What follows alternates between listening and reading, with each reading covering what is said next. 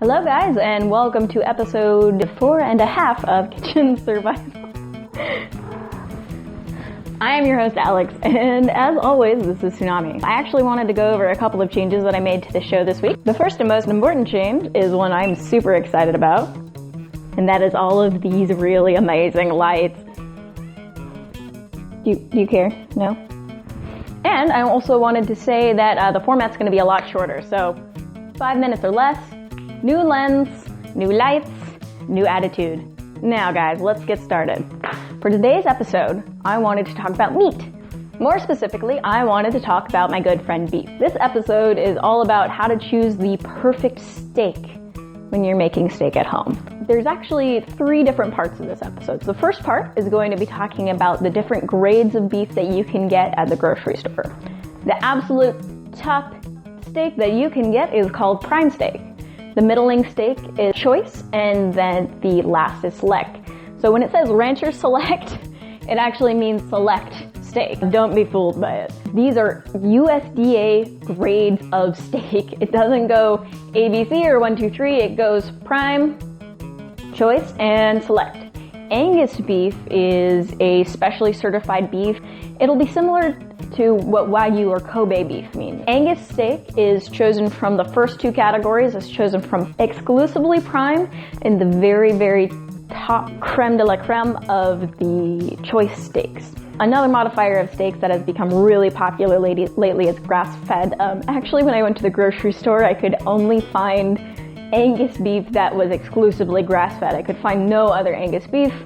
I don't know if that means that they changed their certification. I'll make a little note here about where I found out what these different classifications mean and where I found out what Angus steak means. I'm gonna really quick show you what I did when I went to the grocery store in order to find steak.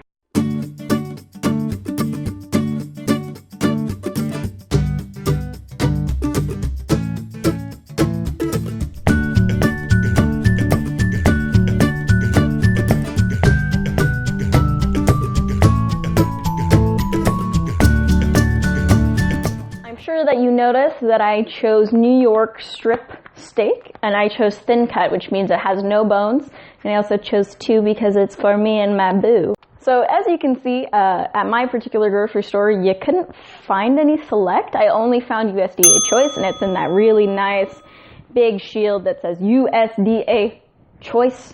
I also found prime, which was in a slightly different package, and then I found all of the delicious Angus beef, which I totally ignored. I would much rather have a really nicely cooked choice steak rather than spending the extra money on Angus or prime, especially if I'm trying a new recipe where I've never done anything like this before. Behind me I have a chart of a cow, and it's not as useful as one would think. These are called industry cuts of steak that are behind me. These are the larger pieces, the rough cuts that then get butchered down into something that's you're gonna see more at the supermarket. For example, the tenderloin is a very, very popular cut of steak. One of the most famous cuts of steak, filet mignon, I believe, comes from that part of the steak. Then we have rib. Any beef ribs or short ribs are all going to come from there. Chuck, it's going to be a lot tougher. Shank, I say that I would see these most in soups and stocks. And brisket, just really lovely and especially cooked well when it's very tender. So today I chose to do New York strip. That comes from the bottom sirloin. I know it's a little bit confusing. That's just how it is.